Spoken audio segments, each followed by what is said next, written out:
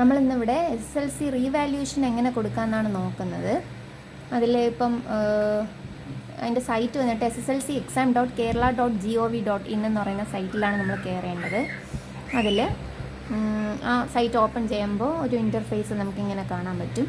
അതിൽ നമ്മളിവിടെ register number കൊടുക്കുക, ഇപ്പുറത്ത് നമ്മൾ ഡേറ്റ് ഓഫ് ബർത്തും കൊടുത്ത് ഓക്കെ കൊടുക്കുക. അങ്ങനെ കൊടുക്കുമ്പോൾ നമുക്ക് ലോഡാവുകയാണ്.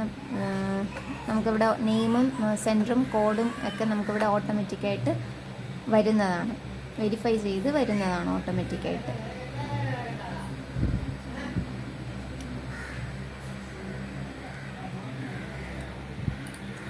സൈറ്റ് അല്പം റഷാണ്, അപ്പോൾ നമ്മൾ ഓക്കെ കൊടുത്തിരിക്കുക. അപ്പോൾ വരും അത്.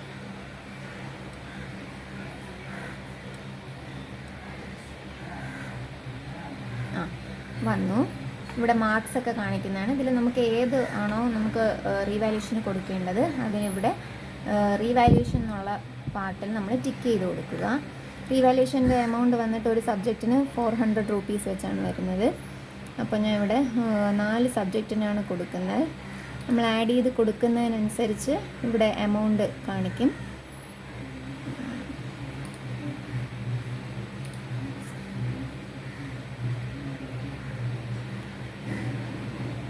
എന്നിട്ട് 4 സബ്ജക്റ്റിനും കൂടെ 1600 എമൗണ്ട് വരുന്നത്. നമ്മളതിൽ സബ്മിറ്റ് ആപ്ലിക്കേഷൻ കൊടുക്കുക.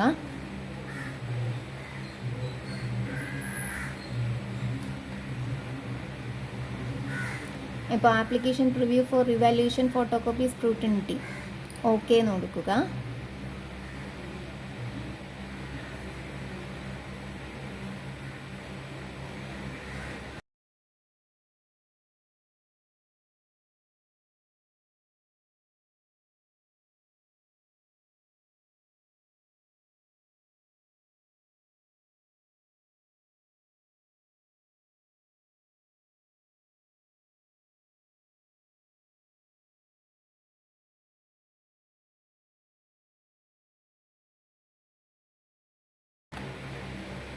ഇതിൽ എമൗണ്ട് കാണിക്കുന്നുണ്ട്.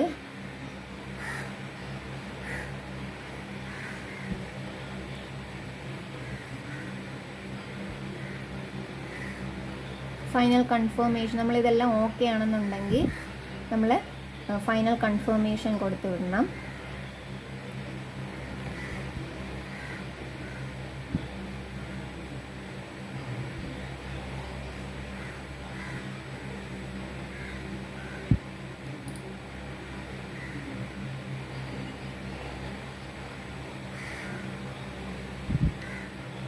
അപ്പോൾ നമുക്ക് അതിൽ എഡിറ്റ് എന്തെങ്കിലും ഉണ്ടെന്നുണ്ടെങ്കിൽ തൊട്ട് അടുത്തുള്ള എഡിറ്റ് ഓപ്ഷൻ, എഡിറ്റ് ആപ്ലിക്കേഷൻ ചെയ്ത് കൊടുക്കാവുന്നതാണ്.